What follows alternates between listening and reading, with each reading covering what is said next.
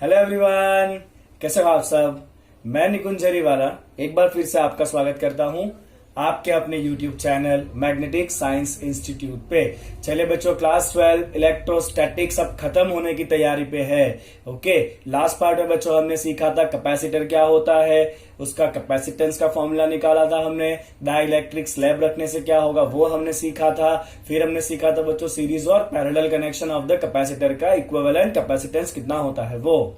Right, चलिए बच्चों इस पर्टिकुलर पार्ट में हम बात करेंगे that is the energy stored in the capacitor. Capacitor में कितना एनर्जी स्टोर होता है और फिर हम कैपेसिटर के एनसीईआरटी के जो एग्जांपल्स है वो सॉल्व करेंगे। चलिए बच्चों, तो स्टार्ट करते हैं with the energy stored in capacitor for exam point of view, most important theory. Right, energy stored in capacitor. चलिए बच्चों, तो कैपेसिटर क्या होता है हमने कल सीखा था कि कैपेसिटर होता है टू कंडक्टर्स जिनके पास इक्वल एंड अपोजिट चार्ज होगा और दोनों कैसे होते हैं, एक दूसरे से सेपरेट होते हैं, दोनों के बीच में कोई इंसुलेटिंग मीडिया होता है। ओके, तो मैं और बच्चों पहले लिख दूंगा कि capacitor is two conductor, capacitor is system of two conductor, two conductors carrying equal and opposite charge, carrying equal and opposite charge.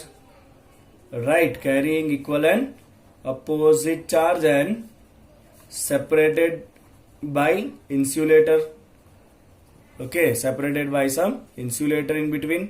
ये इंसुलेटर या तो एयर हो सकता है या तो फिर कोई डाइलेक्ट्रिक मटेरियल हो सकता है, जैसे हमने कल सीखा था। फाइन, तो अल्टीमेटली बच्चों हमें करना क्या है, तो जो कैपेसिटर है राइट, उसमें एक प्लेट के ऊपर बच्चों हमें क्या लाना है, हमें एक प्लेट के ऊपर प्लस क्यू चार्ज लाना है और जो दूसरा प्लेट है बच्चों उसके ऊपर हमें कितना चार्ज लाना है, माइनस क्यू चार्ज लाना है। चलिए, अब ये चार्ज अपने आप तो आने वाला नहीं है। ओके, तो हम कंसीडर करते हैं कि सबसे पहले हमारे पास दो प्लेट्स है जो बिल्कुल अनचार्ज है।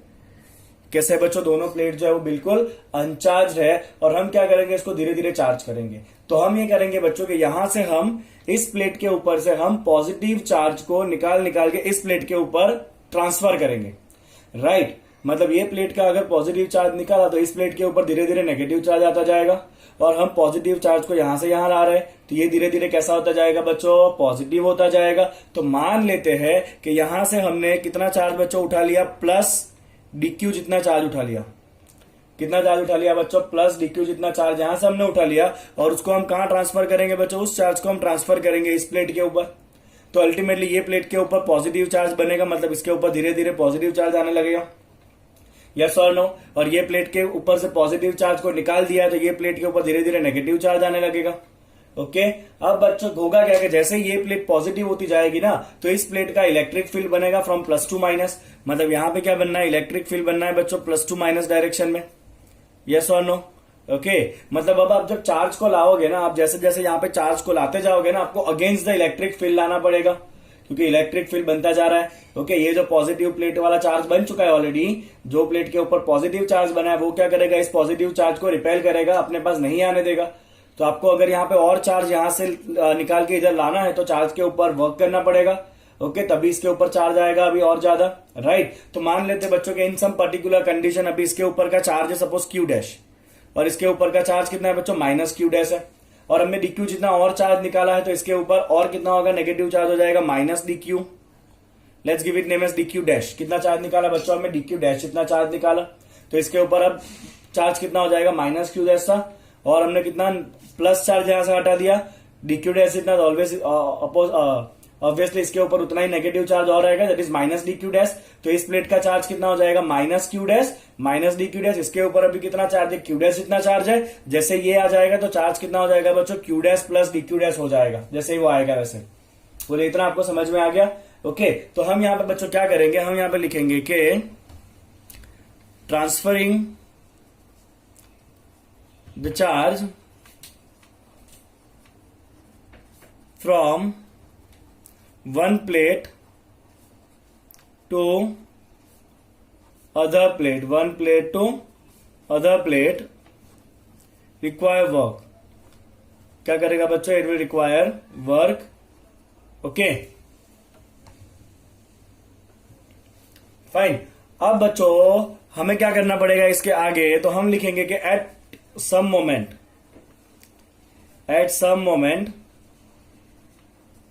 Charge on the plates are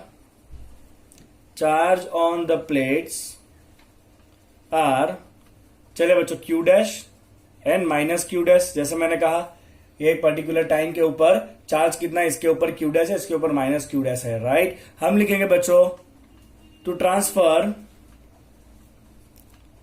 further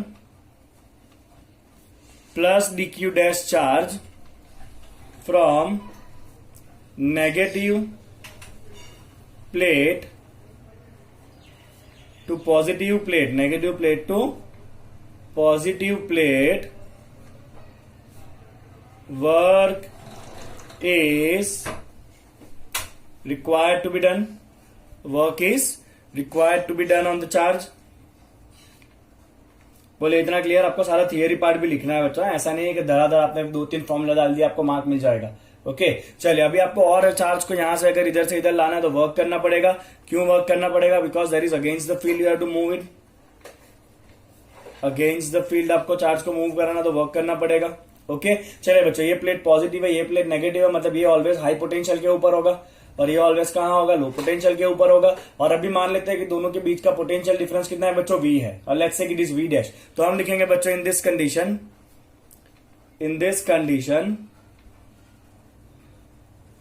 if potential difference between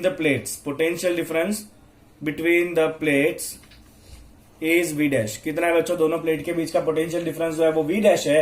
तो हम क्या लिखते हैं बच्चों? कैपेसिटेंस C क्या होता है? Q बाई V होता है कि नहीं? ओके और ये रेशियो ऑलवेज कैसा होता है? कांस्टेंट रहता है। तो यहाँ पे जब चार्ज आपका Q डैश है तो पोटेंशियल डिफरेंस कितना है आपका? V डैश है। तो कैपेसिटेंस अभी कितना होगा बच्चों? Q dash into V dash जितना होगा। यस और नो? इतना आपको समझ में आ रहा है बच्चों? क्लियर? चलिए, तो यहां से आपको V डैश कितना मिलेगा बच्चों? आपको V डैश मिलना है Q डैश बाई C, है कि नहीं? आपको V डैश कितना मिलेगा? Q डैश बाई C मिलेगा। चलिए बच्चों अब आगे देखते हैं। चलिए, हमें V डैश कितना मिला है? Q डैश बाई C मिला है। अब हमने क्या किया? और DQ जितना चार्ज को अगर माइनस से प्लस प्लेट पे लाना है तो कितना वर्क करना पड़ेगा? तो हम लिखेंगे बच्चों टू मूव और to transfer DQ dash charge from negative plate और negatively charged plate to positively charged plate, negatively charged plate to positively charged plate. चलिए, कितना वर्क करना पड़ेगा? तो हम लिखेंगे बच्चों वर्क DW, क्योंकि हम छोटे से चार्ज को ला रहे हैं ना। तो आपको याद होगा बच्चों वर्क का फॉर्मूला क्या होता है? तो हमें पता है बच्चों पोटेंशियल क्या होता है? पोटेंशियल होता है work done by charge. Yes और नो?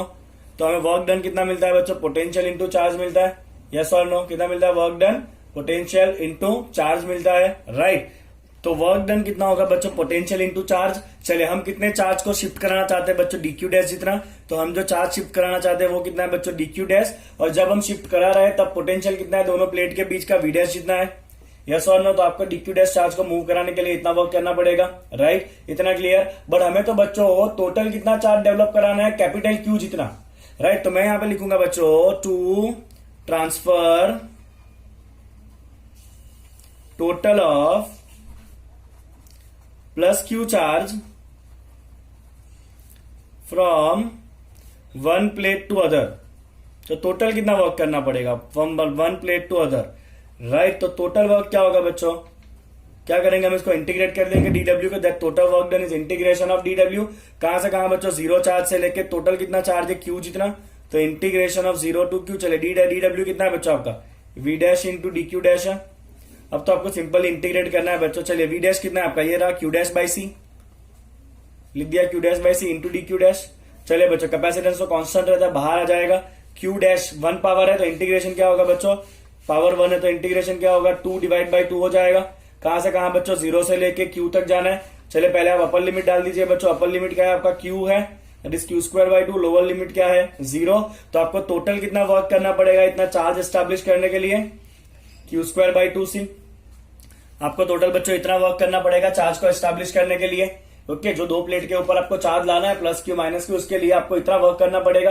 अब हमें पता है बच्चों कि इलेक्ट्रिक फील्ड कैसा होता है? कंजर्वेटिव होता है, मतलब आप इलेक्ट्रिक फील्ड के अगेंस्ट में जो भी वर्क करते हो वो सारा वर्क एनर्जी के फॉर्म में स्टोर हो जाता है। तो हम यहां पे लिखेंगे as the electric field is conservative, as the electric field is conservative, as the electric field is conservative, जो भी हमने वर्क किया क्या होगा बच्चों, इसका it will store in form of, it will store इन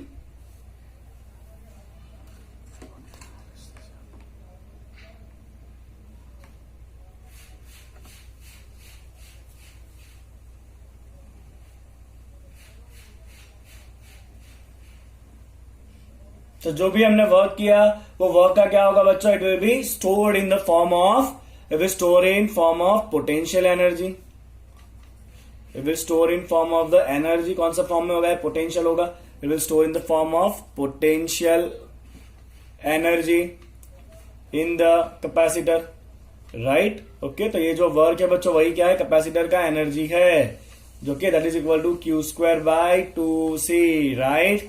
बोले इतना आपको समझ में आया। अब इसके दो अलग अलग फॉर्म करेंगे बच्चों हम। चलिए हम इसको ऐसे लिखेंगे, देखें किस तरह लिखना है इसको हमें। तो बच्चों आपका क्यू क्या होता है, Q equal to C V होगा, क्योंकि सी क्या होता है बच्चों, C is equal to Q by V, तो Q is equal to what, C into V. तो हम क्या करेंगे बच्चों, क्यू की जगह लिखेंगे सी वी, तो स्क्वायर हो जाएगा C square V square by 2c। चलिए एक एक सी को आप कट करेंगे तो आपका फॉर्मूला क्या बनेगा बच्चों, हाफ सी वी स्क्वायर। कितना होगा बच्चों, energy U is equal to half C V square होगा। बना एक formula half C V square. चलिए बच्चों एक और तरीके से भी आप इस फॉर्मूला को लिख सकते हो। क्या मैं इसको ऐसे लिखूं बच्चों, u equal to half into C V into V. बोले लिख सकते हैं कि नहीं लिख सकते हैं, सीवी स्क्वायर है ना, उसको लिखा CV into V. Okay, what do mean by CV, CV is equal to Q. तो आपका एक और फॉर्मूला बना बच्चों, u is equal to half into Q into V. क्या फॉर्मूला बनता है बच्चों, u is equal to half into Q into V. तो इन तीनों में से आप कोई भी एक फॉर्मूला को बच्चों यूज कर सकते हो। इतना एनर्जी स्टोर होता है between the plates of the capacitor. Is that clear? Okay, चलिए मैं आपको इसका एक छोटा सा शॉर्टकट करा देता हूं, आपको याद कैसे रखना है। ये पूरा थियरी था डिस्क्रिप्शन के साथ। अब आपको अगर एग्जाम पॉइंट ऑफ व्यू से अगर शॉर्ट में इसको याद रखना है तो आपको स्टेप बता देता हूं क्विकली में। चलिए बच्चों, तो शॉर्टकट क्या है आपका, सपोज ये दो प्लेट है कैपेसिटर के, हम चार्ज को यहां से यहां शिफ्ट करा रहे हैं। अगर हमने डीक्यू डैश चार्ज को शिफ्ट कराया और ये शिफ्ट कराया, उसके पहले यहाँ पे अगर क्यू डैश चार्ज आ चुका है, यहाँ पे कितना चार्ज होगा, माइनस क्यू डैश चार्ज होगा, राइट। तो इन दोनों प्लेट के बीच का पोटेंशियल कितना होगा बच्चों, पोटेंशियल होगा आपका क्यू डैश बाई सी जितना। अगर आप डीक्यू डैश चार्ज को मूव कराना चाहते हो तो आपको कितना वर्क करना पड़ेगा, दैट इज डी डब्ल्यू। कितना होगा वर्क बच्चों, जितना चार्ज को मूव कराना है तो जो पोटेंशियल है वो हो जाएगा। चलिए पोटेंशियल कितना है बच्चों, Q dash by C into this D Q dash. इतना आपको वर्क करना पड़ेगा अगर इस चार्ज को यहां से यहां लाना है तो। अगर आपको टोटल क्यू चार्ज को लाना है तो आप क्या करोगे बच्चों, इसको इंटीग्रेट करोगे, कहां से कहां, जीरो से लेके क्यू तक इंटीग्रेट करोगे तो ये आपका क्या बन जाएगा बच्चों, half into Q square by C बन जाएगा। Okay, that is your Q square by 2c। अब अलग अलग फॉर्म में लिख दो इसको, हाफ सी वी स्क्वायर, या आप इसको लिख सकते हो बच्चों half into Q into V. तो आप इतने सिंपल इसको याद रख सकते हो। फाइन, चलिए बच्चों एक और टर्म में ये फॉर्मूला हमें लाना है। लेट्स सी दिस टर्म, क्या करना है हमें, देखिएगा ध्यान से। तो हमने बच्चों ऐसा पढ़ा है कि energy stored in between the plate of capacitor क्या होता है बच्चों, क्यू स्क्वायर बाई 2c होता है, यस और नो। चलिए बच्चों चार्ज क्या होता है, तो चार्ज होगा बच्चों चार्ज डेंसिटी इंटू एरिया। क्या होगा, चार्ज होगा charge density into area, because sigma क्या होता है, सिग्मा होता है बच्चों चार्ज बाय एरिया। तो आपका चार्ज कितना होगा, सिग्मा इंटू एरिया होगा, डिवाइड बाय क्या करेंगे, 2 इंटू सी। चलिए पैरेलल प्लेट कैपेसिटर का कैपेसिटेंस कितना होता है, ए एप्सिलॉन 0 बाई डी होता है, यस और नो। चलिए बच्चों क्या करेंगे, इसको थोड़ा सिंप्लीफाई करते ये हो जाएगा sigma square A square 2 A epsilon 0, D कहां आएगा, ऊपर आएगा। चलिए हम एक एक ए को कट करेंगे तो ये हो गया आपका sigma square by 2 epsilon 0 into A into D. चलिए what do mean by A into D, A is area, D is the distance between the plate. तो ये अल्टीमेटली क्या है, ये अल्टीमेटली है बच्चों आपका volume between the plates of capacitor. क्या है बच्चों, ये आपका volume between the plates of capacitor, yes और नो। एरिया इंटू थिकनेस क्या होगा, volume between the plates of capacitor. Okay, चलिए तो मैं काम क्या करूंगा यहाँ पे, u divide by A into D क्या है बच्चों आपका वॉल्यूम है। तो ये क्या होगा बच्चों आपका सिग्मा स्क्वायर बाई 2 एप्सिलॉन 0 हो जाएगा। क्या होगा बच्चों, ये आपका सिग्मा स्क्वायर बाई 2 एप्सिलॉन 0 होगा। इतना आ रहा है बच्चों आपको समझ में, कोई डाउट इसके अंदर, क्लियर एकदम। चलिए तो ये क्या होगा बच्चों आपका एनर्जी बाय वॉल्यूम, ये वॉल्यूम है ना, तो एनर्जी पर यूनिट वॉल्यूम, इसे हम कहते हैं बच्चों एनर्जी डेंसिटी रो ई। क्या कहते हैं बच्चों इसको, हम एनर्जी डेंसिटी कहते हैं, this is called as energy density, that is energy per unit volume. क्या होता है energy density, energy per unit volume, और वो कितना आ रहा है बच्चों आपका, आ रहा है sigma square by two epsilon zero. कितना आ रहा है energy density? Sigma square by two epsilon zero. चलिए ध्यान से देखिएगा, तो एनर्जी डेंसिटी आपको मिला है rho E equal to sigma square by two epsilon zero. चलिए मैं इसको अलग अलग एक और फॉर्म में लाऊंगा, हाफ इंटू, मैं इसको ऐसे लिख दूं बच्चों, sigma by epsilon zero, okay, उसका whole square into epsilon zero. बोले लिख सकते हैं कि नहीं लिख सकते हैं, बताइए। लिख सकते हैं ना, सिग्मा स्क्वायर तो आ गया, नीचे हो गया एप्सिलॉन जीरो का स्क्वायर, और एक एप्सिलॉन जीरो मल्टीप्लाई किया, कट होकर वापस एप्सिलॉन जीरो ही रह जाएगा। Okay, what do mean by sigma by epsilon zero? तो ये जो है ना वो इलेक्ट्रिक फील्ड है between the plates of capacitor. Capacitor के दो प्लेट के बीच का इलेक्ट्रिक फील्ड है सिग्मा बाय एप्सिलॉन जीरो। याद करें कल का theory, E square into epsilon zero. तो आप एक और फॉर्म में लिख सकते हो बच्चों, half into E zero into E square, क्या है आपका एनर्जी डेंसिटी। ओके, तो कैपेसिटर बच्चों कहाँ एनर्जी स्टोर करता है? तो कैपेसिटर एनर्जी स्टोर करता है दो प्लेट के बीच का जो इलेक्ट्रिक फील्ड है ना वहां पे। ओके, वहां पे कैपेसिटर क्या करेगा? एनर्जी को स्टोर करेगा। क्लियर बच्चों पूरा टॉपिक, किस तरह से हमने कैपेसिटर के एनर्जी का फॉर्मूला डिराइव किया और किस तरह से उसको एनर्जी डेंसिटी में कन्वर्ट किया। क्लियर? चलिए बच्चों अब बारी है एनसीईआरटी एग्जांपल्स करने की। चलिए एग्जांपल 2.8 क्या कहता है? Let's see, a slab of the material of the dielectric constant K has the same area of the plate of a parallel plate capacitor but has a thickness 3/4D. कितना है उसका thickness? 3/4D है। When D is the separation between the plate, how is the capacitance change when the slab is inserted between the plates? तो हम क्या करेंगे बच्चों, दो कैपेसिटर का प्लेट लेंगे पहले तो। चलिए ले लिया कैपेसिटर का प्लेट हमने। सपोज मान लेते हैं उनके बीच का डिस्टेंस कितना है बच्चों? D है, और उसका क्रॉस सेक्शन एरिया, जो एरिया है प्लेट का वो कितना है बच्चों? ए जितना है। तो अभी कोई बीच में अगर स्लैब नहीं डाला है तो कैपेसिटर कितना होगा? हम यहां पे लिखेंगे बच्चों, without dielectric slab, without dielectric slab आपका कैपेसिटेंस लिखेंगे बच्चों C0। कितना होता है वो? A epsilon zero by D होता है। कितना होता है? Epsilon zero by D. But अब आपको क्या करना है, इसके अंदर डाइलेक्ट्रिक स्लैब डालना है जिसका डाइलेक्ट्रिक कांस्टेंट के है, एरिया प्लेट जितना ही है उसका, बट थिकनेस जो है ना वो 3D/4 जितना है। ओके, तो मान लेते हैं बच्चों के ये हमने स्लैब इंट्रोड्यूस करा दिया। कहां है स्लैब? ये रहा। तो ये बच्चों क्या डाइलेक्ट्रिक स्लैब है। ओके फाइन, और ये डाइलेक्ट्रिक स्लैब का थिकनेस कितना दिया है बच्चों? 3D/4 दिया है। तो ऑब्वियसली जो बाकी पार्ट बचा वो कितना होगा आपका? D/4 होगा। यस और नो? पूरा अगर D है, स्लैब 3D/4 है, तो ये कितना होगा? D/4। और स्लैब का डाइलेक्ट्रिक कांस्टेंट दिया है बच्चों K। कितना दिया है स्लैब का डाइलेक्ट्रिक कांस्टेंट जो है वो आपको K दिया हुआ है। बोले इतना क्लियर? अब इसको बच्चों आप दो तरीके से कर सकते हो, एक आप पोटेंशियल से भी कर सकते हो और दूसरा आप सीरीज पैरेलल कनेक्शन से भी कर सकते हो। राइट, चले मैं आपको टेक्स्ट बुक का मेथड कराता हूं जो पोटेंशियल वाला मेथड है। फाइन, चले बच्चों तो हम क्या करेंगे यहाँ पे, सपोज मान लेते हैं कि अब ये तो आपका बन गया दो अलग अलग कैपेसिटर, एक ये कैपेसिटर बनेगा और एक ये कैपेसिटर बनेगा। राइट, और इस पर्टिकुलर कैपेसिटर का सपोज मान लेते हैं कि पोटेंशियल ड्रॉप है V1। कितना है पोटेंशियल ड्रॉप? V1 है, और इसका पोटेंशियल ड्रॉप कितना है बच्चों? V2 है। ओके, चले बच्चों ये आपका जो एयर वाला पार्ट है उसमें अगर इलेक्ट्रिक फील्ड कितना है बच्चों? आपका E है। Let's say it is E0। कितना है इलेक्ट्रिक फील्ड? E0। तो जैसे ही आप डाइलेक्ट्रिक स्लैब रखते हो ना, तो स्लैब रखने से उसमें इलेक्ट्रिक फील्ड कम हो जाती है। याद करिए, वो फील्ड एक दूसरे का अपोज करता है। कितना हो जाता है बच्चों? फील्ड हो जाता है 1/k टाइम। कितना हो जाता है? फील्ड 1/k टाइम हो जाएगा। तो ये जो स्लैब वाला पार्ट है ना, वहां पे आपका इलेक्ट्रिक फील्ड कितना हो जाएगा बच्चों? E0 divide by K। कितना हो जाएगा बच्चों? स्लैब वाले पार्ट में इलेक्ट्रिक फील्ड हो जाएगा आपका E0/K जितना हो जाएगा। तो मैं यहां पे लिखूंगा बच्चों कि electric field in the dielectric slab, electric field in dielectric slab, okay, उसको हम नाम देते हैं बच्चों E1। ये कितना हो जाएगा? जो एयर में इलेक्ट्रिक फील्ड है डिवाइड बाय कितना हो जाता है? K टाइम्स हो जाता है।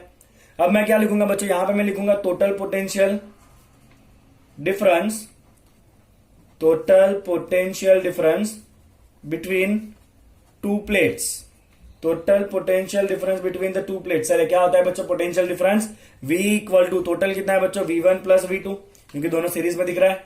चले V क्या होता है? V होता है बच्चों आपका इलेक्ट्रिक फील्ड इंटू डिस्टेंस। याद करिए, पोटेंशियल क्या होता है बच्चों? इलेक्ट्रिक फील्ड इंटू डिस्टेंस होता है। इसको हमने बार बार यूज किया है। चलो तो पहले स्लैब में इलेक्ट्रिक फील्ड कितना है बच्चों? आपका E0/K, और उस स्लैब का डिस्टेंस कितना है? 3D/4। चलिए देखिए उसका पोटेंशियल मिल गया। इतना आया समझ में? प्लस चलिए बच्चों V2 की बात करते हैं। V2 मतलब यहां पे आपका इलेक्ट्रिक फील्ड कितना? E0 है, और इस स्लैब का थिकनेस कितना है बच्चों? जो भी आपका एयर वाला पार्ट बचा है उसका एरिया आपका थिकनेस कितना है? D/4 है। राइट। तो हमने क्या किया, इलेक्ट्रिक फील्ड इंटू डिस्टेंस इसके लिए और plus electric field into distance इसके लिए, इससे हमें क्या मिल गया, टोटल पोटेंशियल मिला। बोले इतना समझ में आ गया आपको टोटल पोटेंशियल का। चलिए हम क्या करेंगे बच्चों, यहां से हम E0 कॉमन निकालते हैं और D कॉमन निकाल लेते हैं। E0 और D दोनों के अंदर है, उसको कॉमन निकालेंगे। यहां क्या बचेगा, 3/4 के बचेगा, प्लस यहां पे क्या बचेगा बच्चों आपका 1/4 बचेगा। बोले इतना आया आपको समझ में। ओके चलिए आगे बढ़ते हैं यहां से अब। चलो तो ये V is equal to E0। E0 मतलब इलेक्ट्रिक फील्ड का फॉर्मूला क्या है बच्चों, सिग्मा बाय एप्सिलॉन 0। E0 का मतलब क्या है बच्चों, ये वैल्यू कितना होगा, ये वैल्यू कितना होगा आपका सिग्मा बाय एप्सिलॉन 0 होगा, जो ऑलरेडी हम डिराइव कर चुके हैं थियरी के अंदर। चलिए into this distance D is equal to 3/4K plus 1/4। इतना क्लियर बच्चों आपको। चलिए now this V is equal to sigma क्या होता है बच्चों बताया, चलिए सिग्मा होता है आपका charge by area into D divide by epsilon 0। समझ आया आपको, सिग्मा की जगह रखना है Q बाई ए। यहां पे होगा 3/4K प्लस 1/4, यस और नो। ओके चलिए यहां पे थोड़ा सिंप्लीफाई करेंगे बच्चों, तो ये हो जाएगा आपका Q को आप ऊपर रखिए, ये आपका A नीचे आ जाएगा, दैट इज A एप्सिलॉन 0, और ये D न्यूमैरेटर में, तो उसको डिनोमिनेटर के डिनोमिनेटर में लिख दो। लिख सकते हो कि नहीं लिख सकते हो, न्यूमैरेटर में तो कहां लिखेंगे, डिनोमिनेटर के डिनोमिनेटर में। चलिए ये हो गया बच्चा आपका 3/4K plus 1/4 as it is. What do mean by A epsilon 0 by D। A epsilon 0 by D क्या है बच्चों, ओरिजिनल कैपेसिटेंस है जब ये स्लैब ना रखा था तब। तो हम क्या करेंगे बच्चों, V equal to Q divide by capacitance, जब हमने स्लैब को नहीं रखा था। इतना क्लियर हो रहा है बच्चों आपको। ओके चलिए यहां पर एलसीएम ले लीजिए थोड़ा सा। अगर आपने एलसीएम लिया बच्चों तो क्या होगा, एक काम करते हैं नीचे से 4 कॉमन निकाल लेते हैं, तो अब बच जाएगा यहाँ पे 3/K प्लस 1, यस और नो। ओके थोड़ा सिंप्लीफिकेशन करेंगे बच्चों, Q बाई C0 1/4, एलसीएम ले लीजिए, यहाँ पे हो जाएगा 3+K बाई K। ओके चलिए कैपेसिटेंस क्या होता है बच्चों आपका, Q बाई V होता है। तो हम क्या करेंगे, C0 ऊपर ले लेंगे, 4 ऊपर आ जाएगा, साथ में ये पूरा ब्रैकेट जो है वो ब्रैकेट कहां चला जाएगा, नीचे डिनोमिनेटर में चला जाएगा, 3+K बाई K। क्या किया बच्चों हमने, ये C0 कहां आया, न्यूमैरेटर में आया, 4 भी कहां आया, न्यूमैरेटर में आया, और पूरा ब्रैकेट कहां गया, डिनोमिनेटर में गया। इधर क्या बचा है, Q, और यहां से हम V को नीचे लेंगे। What do mean bye Q by V। Q by V क्या होता है बच्चों, कैपेसिटेंस C होता है, जो नया कैपेसिटेंस है वो क्या है आपका Q बाई V, बिकॉज ये V कौन सा है बच्चों आपका, न्यू पोटेंशियल आपने जब स्लैब रखा उसके बाद का, तो ये कैपेसिटेंस भी कौन सा होगा, स्लैब रखने के बाद वाला कैपेसिटेंस C जो आपको फाइंड करना है, राइट। चलिए अब यहां से K ऊपर आ जाएगा, तो ये हो जाएगा बच्चों आपका 4K C0 divide by 3+K, 4K C0 divide by 3+K। इतना हो जाएगा बच्चों कैपेसिटेंस जब आप डाइलेक्ट्रिक स्लैब बीच में रखोगे तब, इस तरह का कंडीशन दिया हुआ है। तो बोले एग्जैक्टली है बच्चों, समझ आया आपको इतना, कोई डाउट इसके अंदर, फाइन। चलिए अब मैं इसका आपको एक शॉर्टकट देता हूं, देखते हैं शॉर्टकट से आपको कैसा आंसर मिलेगा। ध्यान से देखिएगा बच्चों। चलिए तो ये आपका क्वेश्चन था बच्चों, देखिएगा बहुत ध्यान से कितना सिंपली इसको हम सॉल्व करेंगे अगर शॉर्टकट मेथड से करें तो। आपका कैपेसिटेंस होता है बच्चों A एप्सिलॉन 0 बाई D, होता है कि नहीं होता है। अब आपको जो भी करना है ना वो नीचे D में करना है। क्या करेंगे देखिए ध्यान से, A एप्सिलॉन 0। चलिए टोटल डिस्टेंस कितना है बच्चों, D जितना है, कितना टोटल डिस्टेंस D जितना है आपका।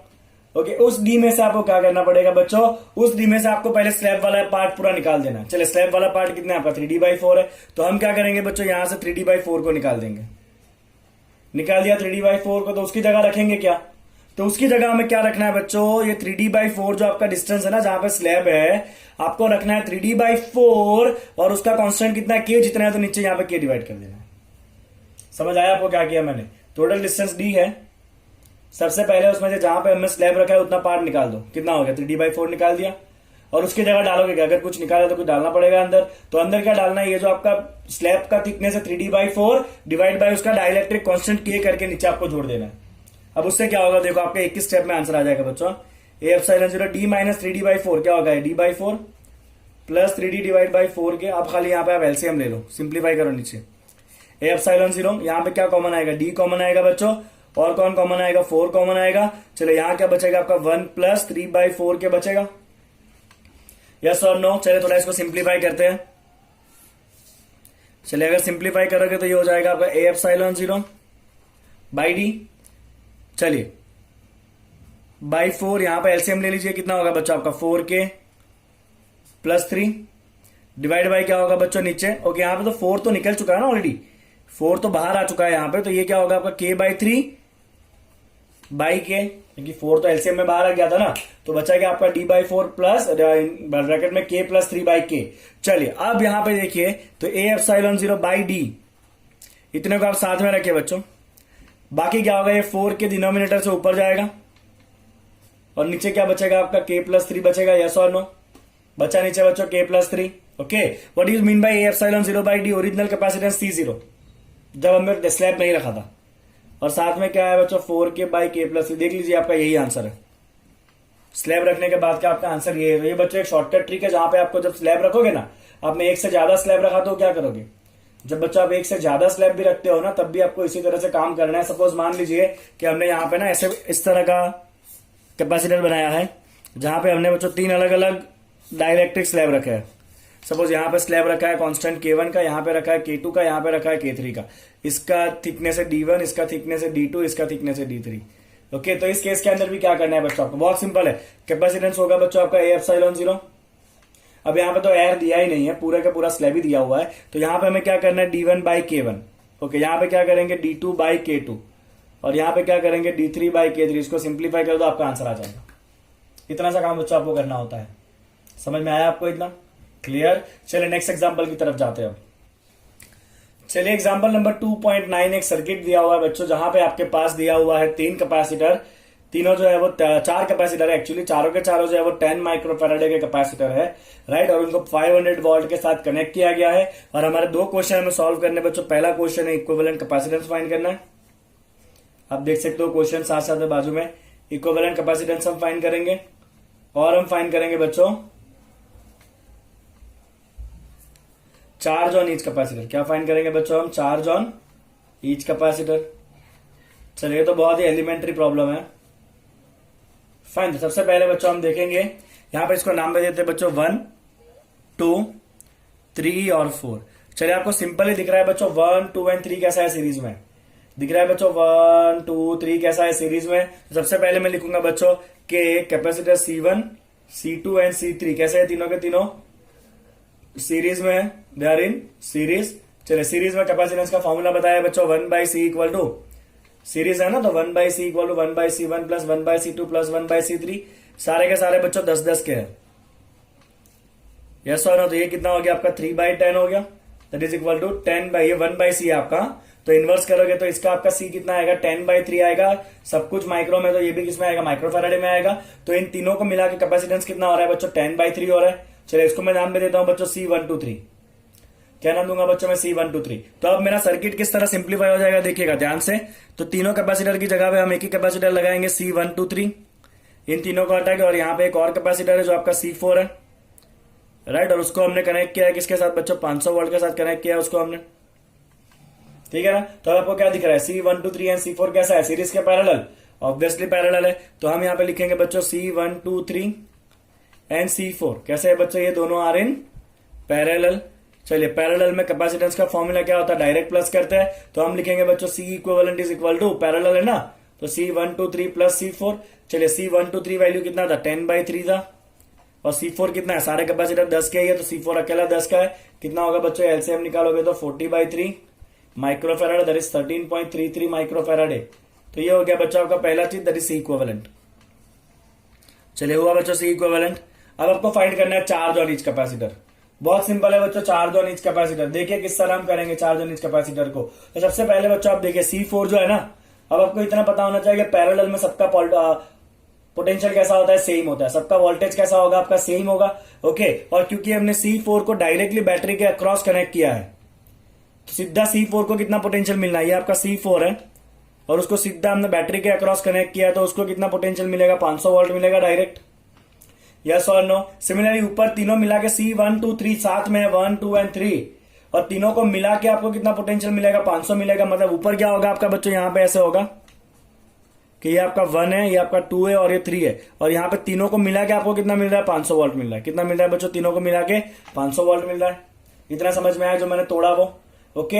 यहाँ पे सीधा C4 को 500 मिलेगा, यहाँ पे तीनों को मिला के 500 मिलेगा, बिकॉज तीनों सीरीज में वोल्टेज डिवाइड होता है, यस और नो, ओके। और सीरीज में सबके ऊपर सेम क्या होता है बच्चों, चार्ज सबके ऊपर सेम होता है, राइट। तो यहाँ पे चार्ज अगर Q है तो यहां भी कितना होगा Q और यहां भी कितना होगा Q होगा, बिकॉज सारे कैसे आपके सीरीज में है।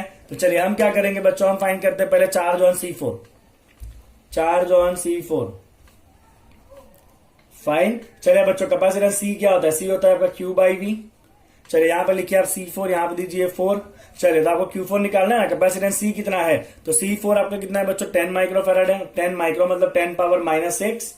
ओके, Q4 हमें फाइंड करना है बच्चों। And V for potential. चलिए पोटेंशियल कितना है, इसको अकेले को कितना पोटेंशियल मिला है, 500 मिला है। आ रही है बच्चों बात समझ में। तो Q4 कितना होगा बच्चों, आपका Q4 हो जाएगा 500 इंटू 10, दैट इज 5000 इंटू 10⁻⁻⁶। चलिए हम इसको सिंप्लीफाई करें बच्चों, ये होगा आपका 5 इंटू 10⁻⁻3 कूलम। तो चौथे कैपेसिटर के ऊपर चार्ज आने वाला है बच्चों 5 मिली कूलम। कितना चार्ज आएगा चौथे कैपेसिटर के ऊपर, 5 मिली कूलम चार्ज आएगा। बोलिए इतना आपको समझ में आ गया लॉजिक। ओके, चलिए अब इन तीनों की बात करते हैं, तीनों के ऊपर कितना चार्ज होगा, इसको हमें नॉर्मली यूज करना है। चलो तो ये कुछ आपका सिचुएशन है, C1 C2 C3 सबका चार्ज कैसा है, सेम है, और सबका पोटेंस आपको कैपेसिटेंस कितना दिया, 10 10 10 दिया, और तीनों को मिला के कितना वोल्टेज मिल रहा है, 500 मिल रहा है। तो हम यहाँ पे लिखेंगे बच्चों as C1 C2 and C3, कैसे है तीनों के तीनों आर इन सीरीज। अगर ये तीनों सीरीज में तो क्या होगा बच्चों, पोटेंशियल जो है वो डिवाइड हो जाएगा। तो V इक्वल टू क्या लिखेंगे, V1 plus V2 plus V3। चलिए बच्चों V क्या होता है, तो V होता है आपका Q/C। चलिए उसके ऊपर Q कितना है, Q जितना ही है जो हमें फाइंड करना है।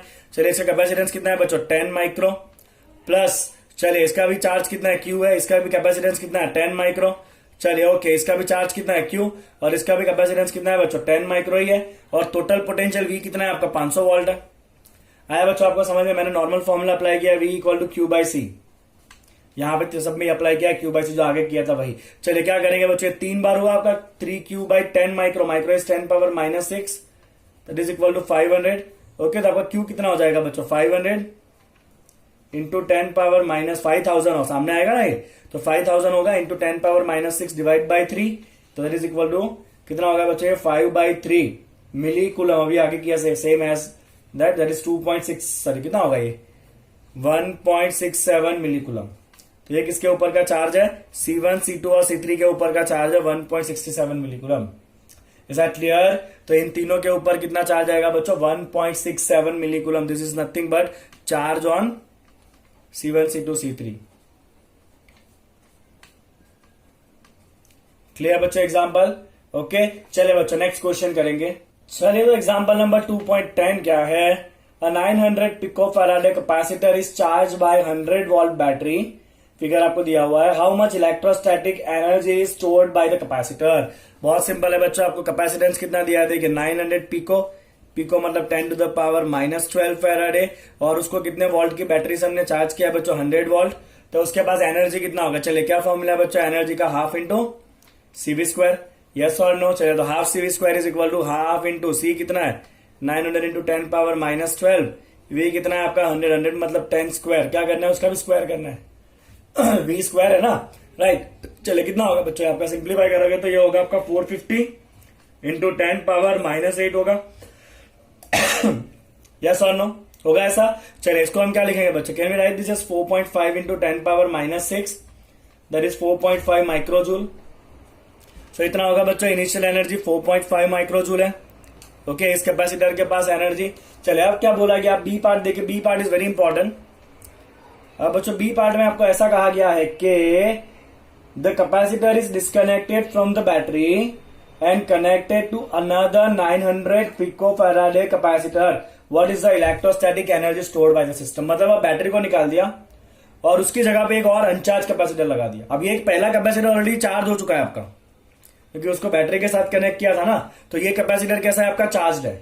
बैटरी निकाल देना है और उसकी जगह अनचार्ज कैपेसिटर रखना है। तो अब टोटल एनर्जी कितना होगा सिस्टम के पास, हम वो फाइंड करेंगे। Let's see. चलिए बच्चों सबसे पहली बात, जैसे ही आप चार्ज कैपेसिटर को अनचार्ज कैपेसिटर के पास लगाओगे ना, तो पोटेंशियल का एक डिफरेंस क्रिएट होगा। बिकॉज इसके पास चार्ज है मतलब ये हाई पोटेंशियल के ऊपर है, इसके पास कोई पोटेंशियल नहीं मतलब ये जीरो पोटेंशियल पे है, राइट। इसका मतलब क्या होगा कि चार्ज जो है ना, इसके पास चार्ज है, अभी इसके पास कोई चार्ज नहीं है, तो चार्ज क्या होगा इस कैपेसिटर से इस कैपेसिटर के ऊपर फ्लो होगा। यस और नो, क्या होगा बच्चों, यहां से इस कैपेसिटर के ऊपर चार्ज फ्लो होगा। ठीक है, कब तक ये चार्ज फ्लो होता रहेगा, जब तक दोनों का पोटेंशियल सेम ना हो जाए। जब दोनों का पोटेंशियल सेम हो जाएगा बच्चों, उसके बाद चार्ज भी ट्रांसफर होना बंद हो जाएगा। तो हमें यही फाइंड करना है कि चार्ज कितना होगा दोनों के ऊपर। अब क्योंकि दोनों कैपेसिटर सेम है, इसका मतलब क्या है, दोनों के ऊपर चार्ज भी सेम ही होने वाला है। तो पहले आपको यह पता होना चाहिए कि इसके ऊपर कितना चार्ज था। तो इसको चार्ज करने का काम किसने किया था बच्चों? इस बैटरी ने किया था। यस और नो? तो इस बैटरी की वजह से इसके ऊपर कितना चार्ज है हम बहुत इजीली फाइंड कर सकते हैं। तो हम लिखेंगे बच्चों यहां पे चार्ज ऑन द कैपेसिटर। चलिए, चार्ज ऑन कैपेसिटर बच्चों आपका क्यू क्या होता है? Q equal to CV, because C equal to Q by V. चलिए, सी कितना है इसका? 900 picofarad, that is 9 into 10 power -10। Voltage कितना है आपका? 100, दैट इज 10 पावर 2। तो चार्ज कितना होगा बच्चों? 9 इंटू 10 पावर -8 कूलम। ओके, इसके ऊपर इतना चार्ज है। कितना चार्ज है बच्चों? क्यू जितना चार्ज है। अब ये चार्ज जो है वो धीरे धीरे इसके ऊपर फ्लो होगा, और जब दोनों का चार्ज कैसा हो जाएगा? सेम। अब दोनों कैपेसिटर बच्चों सेम है, तो दोनों सेम चार्ज कितना होगा? ऑब्वियसली आधा आधा हो जाएगा। तो ये भी कितना हो जाएगा? क्यू बाई 2, और ये भी कितना हो जाएगा बच्चों? क्यू बाई 2 हो जाएगा। उसके बाद चार्ज ट्रांसफर होना बंद हो जाएगा। Is that clear? अभी इसके पास क्यू चार्ज है, इसके पास 0 चार्ज है। क्योंकि दोनों कैपेसिटर सेम है, तो दोनों जो है वो इक्वल इक्वल चार्ज को बांट लेंगे, मतलब दोनों आधा आधा चार्ज रखेंगे एक दूसरे के पास। इज दैट क्लियर बच्चों? इतना आपको आ गया समझ में स्टेप? तो आगे बढ़ते हैं अभी। चलिए आगे बढ़ेंगे बच्चों। यहां पे हम लिखेंगे as both capacitors are same, they will share equal charge, they will share equal charge। अगर ये कैपेसिटर बच्चों अलग अलग होता ना, तो फिर हम ये करते कि दोनों का पोटेंशियल इक्वल कराते और पोटेंशियल इक्वल करा के लगते वहां पे क्यू बाई सी, और उससे हम सॉल्व करते। बट यहाँ पे तो कैपेसिटर सेम है, तो कोई ज्यादा हेक्टिक नहीं होना है आपको। सिंपली आपको क्या करना है, आपको डायरेक्टली लिखना है चार्ज कैसा हो जाएगा? सेम हो जाएगा। मतलब charge on each capacitor, let me write Q on each capacitor कितना हो जाएगा बच्चों? Q by 2। ठीक है, चलो टोटल एनर्जी कितना स्टोर होगा? Let's write total energy stored is equal to, चले बच्चों कैपेसिटर के पास अभी चार्ज है क्यू बाई 2, तो एनर्जी का फॉर्मूला यूज करेंगे हम क्यू स्क्वायर बाई 2c। कौन सा फॉर्मूला यूज करेंगे बच्चों? एनर्जी का हम Q square by 2c use करेंगे, बिकॉज हमारे पास चार्ज है यहाँ पे। फाइन, चले क्या करेंगे हम यहाँ पे? तो मैं यहाँ पे लिख दूंगा Q square by 2c। But charge जो है ना वो क्यू नहीं है। चार्ज कितना है बच्चों? क्यू बाई 2 है। तो जो चार्ज है वो लेना है आपको, जो चार्ज है वो लेना है। राइट, यहाँ पे चार्ज क्यू बाई 2 हो चुका है, तो हम Q by 2 whole square by 2c लेंगे। ये तो एक कैपेसिटर का एनर्जी है बच्चों। ऐसे तो कितने कैपेसिटर है? 2 कैपेसिटर है, मतलब क्या करेंगे यहाँ पे? इंटू 2 करेंगे। Is that clear? चले बच्चों खाली वैल्यू डालना है आपको। क्या करना है यहाँ पे? पहले 2 हम कट कर देंगे। ये हो गया बच्चों आपका क्यू स्क्वायर बाई 2 का स्क्वायर कितना होगा? 4 इंटू सी। चले क्यू कितना है बच्चों? 9 इंटू 10 पावर -8 है क्यू का वैल्यू। उसका क्या करना है आपको? स्क्वायर करना है, डिवाइड बाई 4 इंटू कैपेसिटेंस कितना था बच्चों? कैपेसिटेंस था दोनों का इक्वल है, 900 पिकोफैराड है, that is 9 into 10 power -10। Okay fine, चलिए अब यहां पर सिंप्लीफाई करें। 9 स्क्वायर कितना होगा बच्चों? 81 into 10 power -16 divide by 4 into 9 into 10 power -10। चलिए सिंप्लीफाई करें। 9 9 से 81, 9 बाई 4 कितना होता है बच्चों? 9 बाई 4 होगा आपका 2.25, और ये ऊपर हो जाएगा 10 पावर -6 जूल। यस और नो? ओके, मतलब क्या हुआ बच्चों? आपका फाइनल एनर्जी हो गया 2.25 माइक्रोजूल। कितना हुआ बच्चों? Final energy 2.25 माइक्रोजूल। अब देखिए ध्यान से, तो इनिशियल एनर्जी कितना था? 4.5 माइक्रोजूल। अब दोनों को मिला के टोटल एनर्जी फाइनली कितना है? खाली 2.25 है, तो आधा कहां गया? आधा एनर्जी कहां गया? अब हमने तो ऐसा सीखा है ना कि एनर्जी इज ऑलवेज कंजर्व, कुछ भी हो एनर्जी का ऑलवेज कंजर्व होता है। तो यहां पे पहले टोटल एनर्जी 4.5 है, बराबर। ओके, और इस सिचुएशन में एनर्जी कितना हो गया? 2.25 हो गया, आधा एनर्जी गायब हो गया। तो ये जो आधा एनर्जी है ना बच्चों, हीट के फॉर्म में लॉस हो जाएगा, क्योंकि हमने देखा ना यहाँ पे चार्ज ट्रांसफर होगा, और जब भी वायर में से चार्ज का ट्रांसफर होता है तो वो वायर को गर्म करता है। जब भी वायर में से करंट पास होगा तो वायर गर्म होता है ना, राइट। तो यहां से चार्ज पास होगा तब वायर गर्म होगा, और उसकी वजह से जो एनर्जी है वो आधा एनर्जी हीट के फॉर्म में लॉस हो जाएगा, राइट। जब मैं आपको इसका जेडब्ल्यू नीट का थियरी पार्ट कराऊंगा ना, तब मैं ऐसे बहुत सारे आपको छोटे छोटे फॉर्मुलाज दूंगा, ताकि आपको पता चल जाए कि हीट कितना लॉस होगा जब ये दोनों कैपेसिटर अलग अलग हो, या दोनों आपको चार्ज दिए हुए कनेक्ट करो तब क्या होगा। That things all things are there in entrance part. अभी हमारा फोकस है बच्चों खाली आपको सीबीएसई और एनसीईआरटी का जो पर्टिकुलर टेक्स्ट बुक है उसको ही आपको अच्छे से कराना है, one line to line, right. चलो यहाँ पे बच्चों आपका पूरा चैप्टर जो है वो कंप्लीट होता है जब नेक्स्ट लेक्चर हम करेंगे तो वहां पे हम एनसीईआरटी एक्सरसाइज सॉल्व करेंगे। राइट, आपको क्या करना है बच्चों, आपको मेरे लिए 2 काम करने हैं। पहला तो आपको वो लाइक बटन को दबाना है और दूसरा चैनल को क्या करना है, आपको सब्सक्राइब करना है। और एक और काम कर लीजिएगा, अपने दोस्तों के साथ इसको शेयर करिएगा। Thank you so much.